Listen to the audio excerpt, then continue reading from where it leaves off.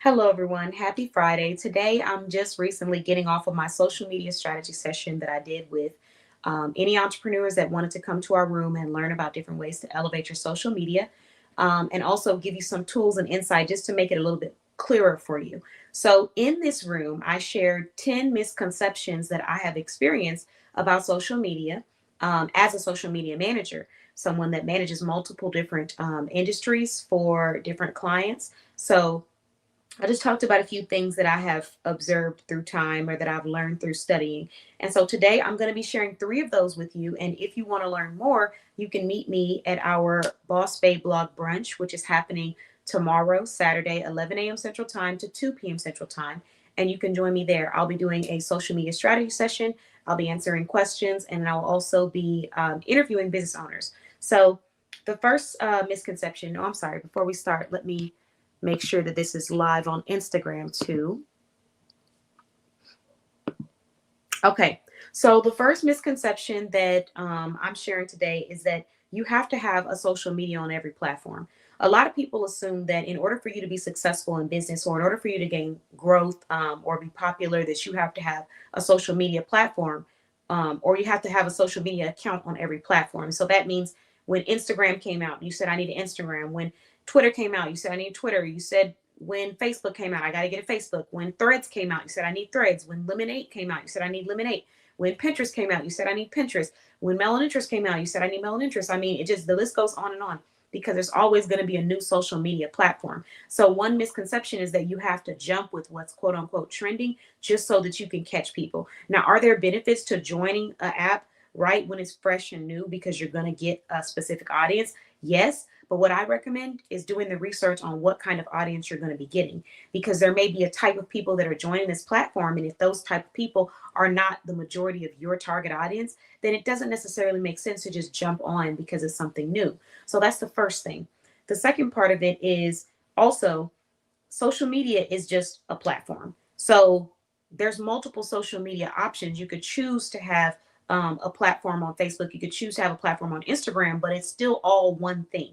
What does that mean? That means that if the internet went down, if social media went down and you weren't able to connect and communicate with people, would you still be able to gain sales? So the goal here is not to have a whole bunch of platforms for your business like Facebook, Instagram, and all that. The goal is to have more than one successful type of platform that you are generating income from so that you have a backup. For example, on your Facebook business page, you're generating income, but then in your in-store brick and mortar location, you're generating income, or your delivery system, you're generating income. But Facebook social media is one platform. So the goal is not, again, to have multiple pages. The goal is to utilize social media to bring you leads and sales, but also to use other platforms offline to bring you leads and sales as well, so that when social media goes down, as it has done many times in the past, you don't have to worry about losing connection with all of your clients or potential leads and sales because you've also built potential leads and sales offline or on different platforms. It's kind of the same concept as if you can have a store and make money without having social media. You can have a social media and make money without having a physical store.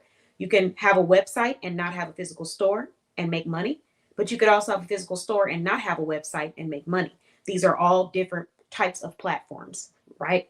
So what I'm saying here is just make sure that you're not the one that's focused on the shiny penny syndrome where it's like, oh, new platform, let me jump on, because that's not really what's going to get you the most sales. What's going to get you money is taking a platform and maximizing that platform.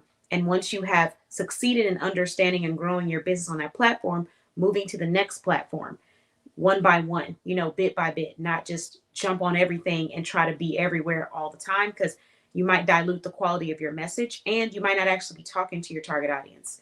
Um, the next social media misconception that I'm sharing is followers equates to sales. So this is a big one.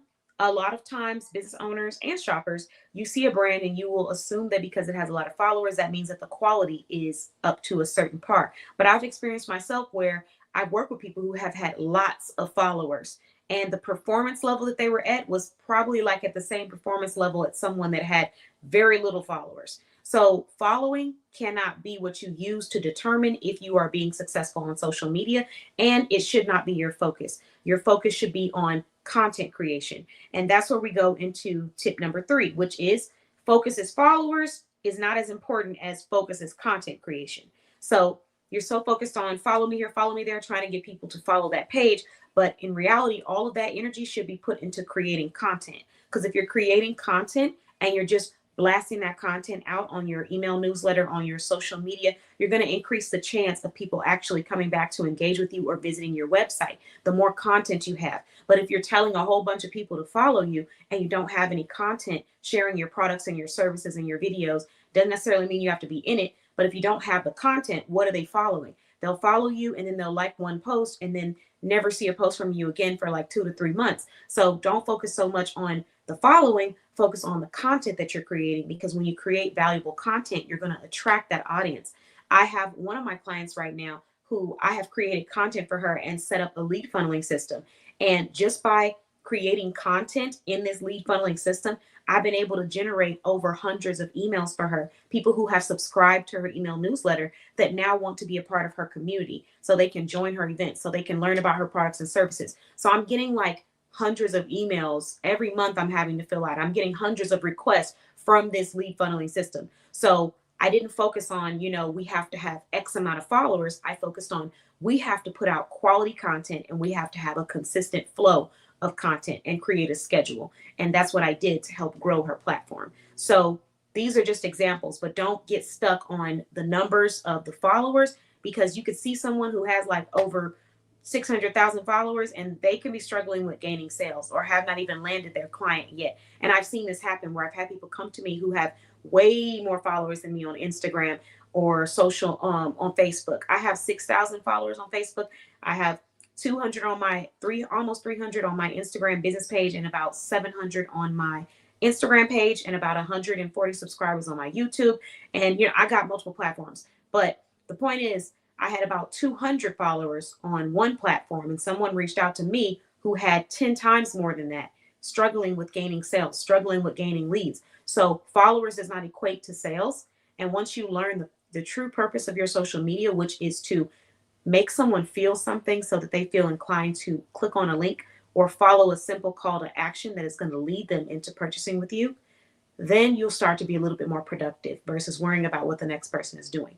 So hopefully these tips have been beneficial. I'm going to drop one more bonus and then I'm going to go ahead and end this live. Oh, and shout out the sponsors of our upcoming event. So the next bonus that I'm sharing is, let's see, have so many great ones. We're going to go with,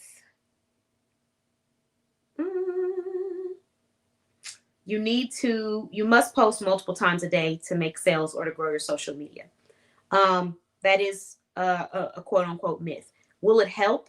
Yes. But do you need to post multiple times a day in order to grow your social media and to see leads come to you? No, not necessarily, because you could have someone posting multiple times a day and they're just posting blank post or nothing that's really attractive to anyone, and they don't see anything come from that because their content isn't there. But you could also have someone who maybe can't post multiple times a day, but they post once a day, or they post 4 times or 5 times a week, and their content is golden. So people end up going to click on their website to learn more, or subscribing to them, or following them. So that idea that you have to burn yourself out to be successful is not really the focus that I would push people on as a social media manager. What I tell my clients is to focus on quality, and to focus on scheduling and consistency. Because if you have quality and consistency, people will know that they can rely on you to do a certain thing at that time. They're not expecting you to post 4 times a day, but they do know that you're going to post at least 5 times a week, and you do that consistently every week. Now, that's just an example. Everybody's social media layout and model is going to be different. So some people might post less and some people might post more.